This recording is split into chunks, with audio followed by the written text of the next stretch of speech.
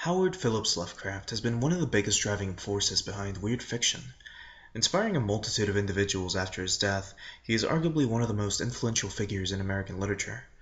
Ironically enough, though, this all happened after his death, when most of his works were salvaged and slowly published as the years would go on. Lovecraft's writings would slowly change as time progressed, from simple horror stories about zombies or ghouls to tales about unfathomable and titanic entities that would cause the mind to implode with the mere witnessing of their presence. It's quite a jump, to be honest, and it's a sign of a good writer. I mean, I guess, always one-upping yourself, as time goes on, and he's, well, no exception. Now, in English, when it comes to literature, it's very interesting because technically any form of analysis is valid. So long as you can prove your point with enough textual evidence to form an argument, it's considered an analysis. Now, the argument may not be very good, but you make your point and people can either agree or disagree. And that's pretty much how the entirety of English academia is.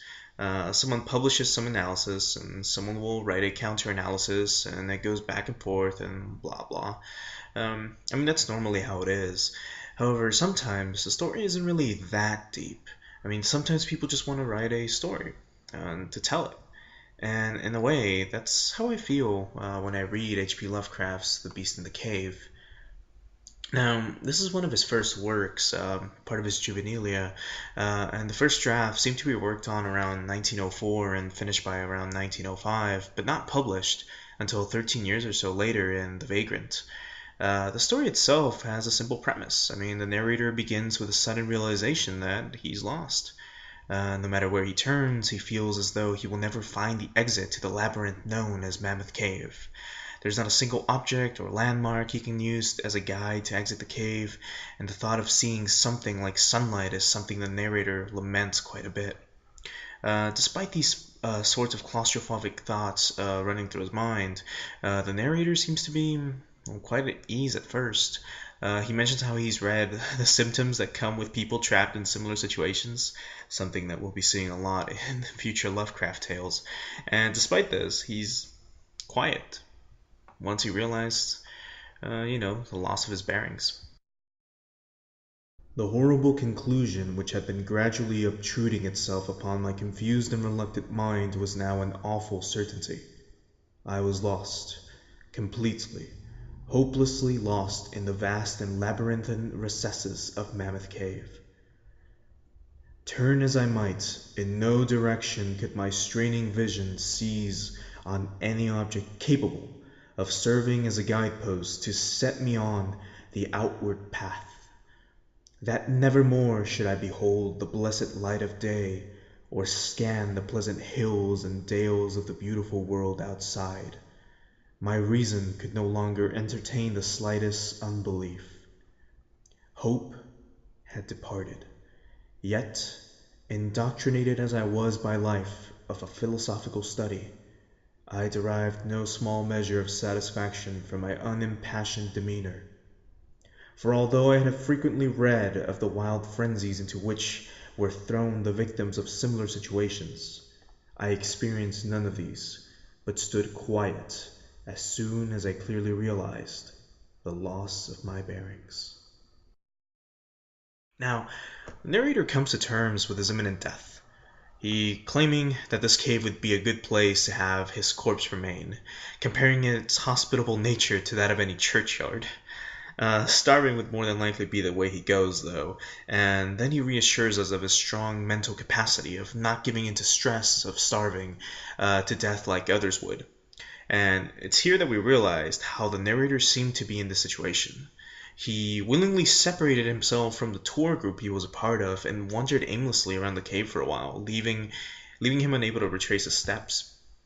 His torch had now begun to die out, and soon the narrator would be engulfed by total darkness.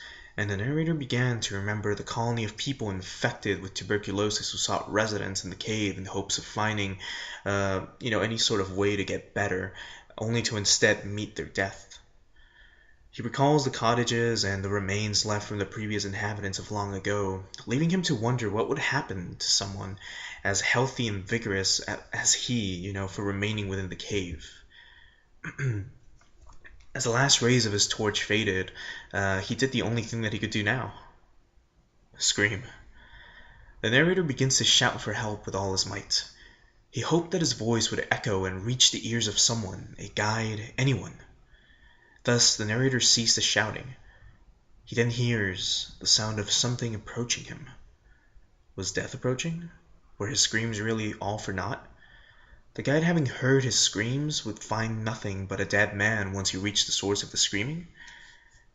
As all of these thoughts raced through the narrator's mind, he thought about shouting again. Maybe that would cause someone to come for him sooner. But as his heightened senses picked up the steps of an entity approaching him, were not those of a mortal man. They sounded like a feline creature was approaching him, for at times he would hear not 2, but 4 feet.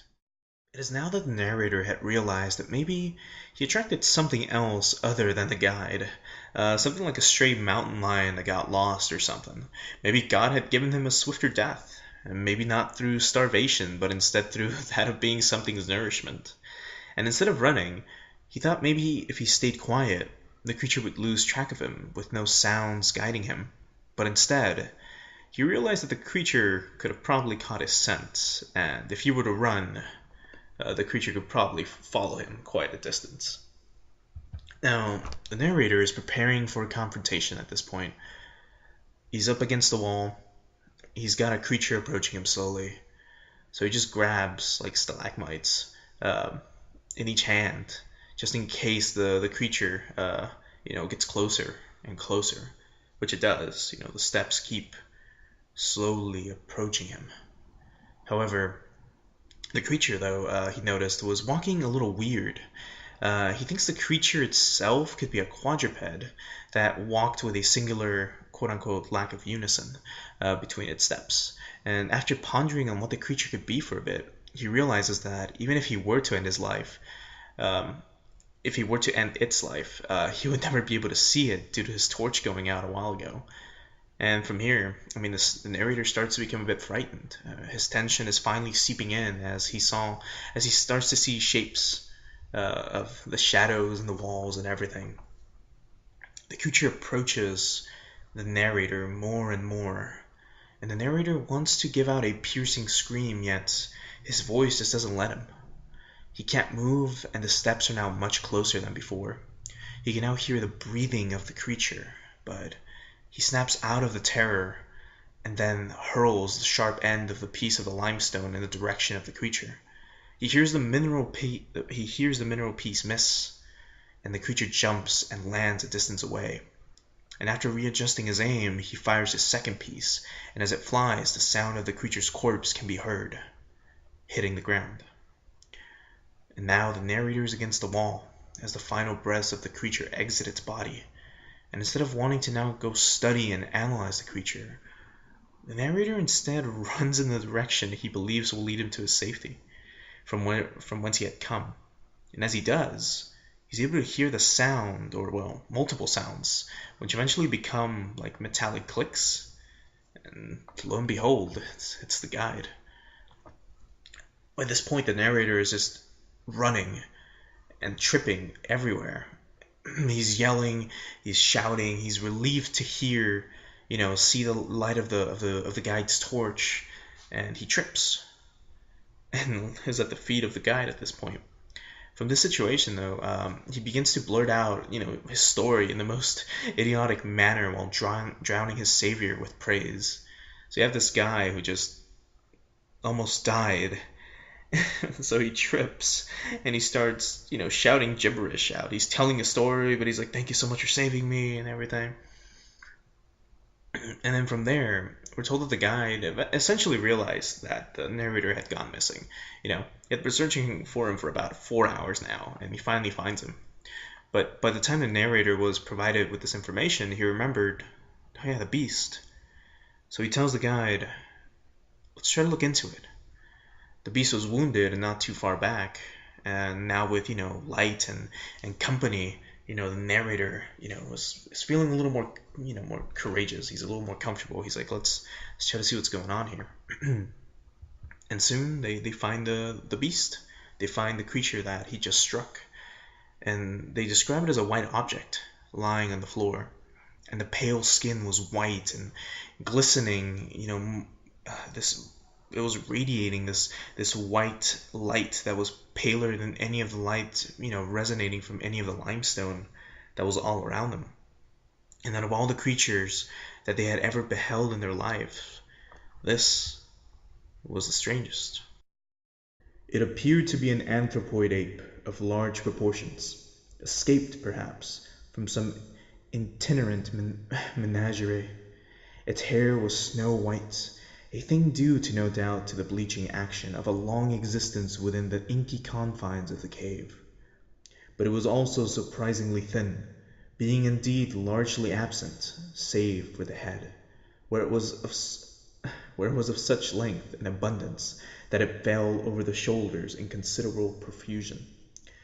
The face was turned away from us, as the creature lay almost directly upon it. The inclination of the limbs was very singular, explaining, however, the alteration in their use which I had before noticed, whereby the beast used sometimes all fours, and on other occasion but two for its progress. From the tips of its fingers or toes, long nail-like claws extended. The hands and feet were not prehensile, a fact that I ascribed to that long residence in the cave which, as I before mentioned, seemed evident from the all-pervading and almost unearthly whiteness so characteristic of the whole anatomy. No tail seemed to be present. The breathing of the creature had slowed by this point as the guide pulls out his pistol in case he needs to defend themselves, basically. And then it makes a noise that was difficult to describe. It was not normal, at least not one of, any normal simian. I wondered if this unnatural quality were not the result of a long-continued and complete silence, broken by the sensations produced by the advent of light, a thing which the beast could have not seen since its first entrance into the cave. The sound, which I might feebly attempt to classify as a kind of deep-toned chattering, was faintly continued. All at once, a fleeting spasm of energy seemed to pass through the frame of the beast. The paws went through a convulsive motion, and the limbs contracted. With a jerk, the white body rolled over so that its face was turned in our direction. For a moment, I was so struck with horror at the eyes thus revealed that I noted nothing else. They were black. Those eyes, deep, jetty black, in a hideous contrast to the snow-white hair and flesh. Like those of other cave denizens, they were deeply sunken into their orbits and were entirely destitute of iris. As I looked more closely, I saw that they were set in a face less prognathous than that of the average ape, and indefinitely more hairy. The nose was quite distinct. As we gazed upon the uncanny sight presented to our vision, the thick lips opened and several sounds issued from them, after which the thing relaxed in death.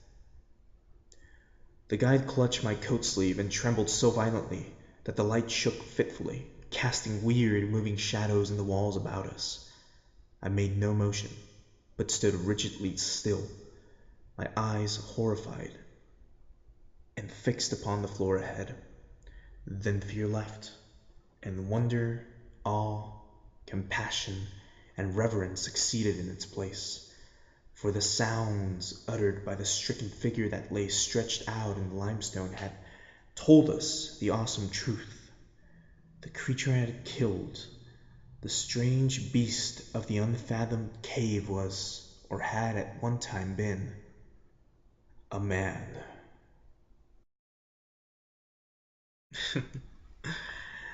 Now, that's quite an ending. I mean, the creature they had just encountered was, or at least looked like a man. It was a tall, pale entity whose eyes had adjusted to the life of the cave. In a way, it could be seen as a premonition of what would have become of the protagonist had he not been rescued. Or it could have been one of those previous cave inhabitants who managed to survive. The description of the creature itself reminded me out of something straight out of Junji Ito's manga. Like a deformed creature that adapted to its surroundings and all. Or should I say Junji Ito's work reminds me of Lovecraft's. Either way, the ending itself is quite neat. That is if you listen to the story. I mean, reading it, on the other hand, is a bit more funny, I guess. Mainly because of how cheesy it is and how the ending, just concludes, how the story concludes, and you see that it's a man.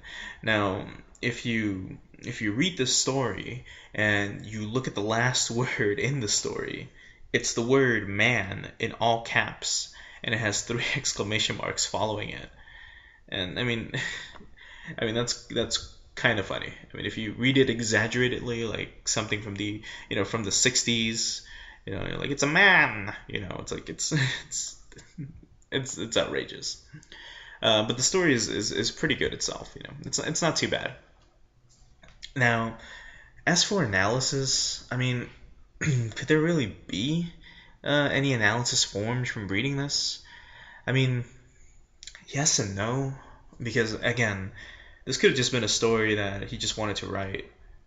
Or if you really, really want to look for meaning, I mean, you could probably find something here.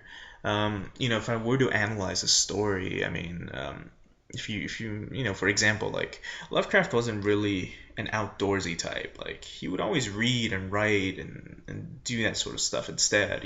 By this point he's a teenager. He would do a lot of science as well. He would study the stars a lot. He would write for scientific journals at the age of 14. Things like that. And he would never really leave his house often. So we could assume, that the cave itself could be a metaphor for his room or for his home. Since Lovecraft also had kind of a terrible relationship with his mother, and due to this, he had a pretty bad self-image. We could see the white creature as how Lovecraft probably saw himself. A pale, deformed creature that had adapted to his surroundings and existed from, day to day. As for the guide himself, well, we could kind of, this is really stretching, but we could see this as his grandfather. I don't recall off the top of my head if at this point Lovecraft's grandfather was still alive, but he was the only paternal figure he had.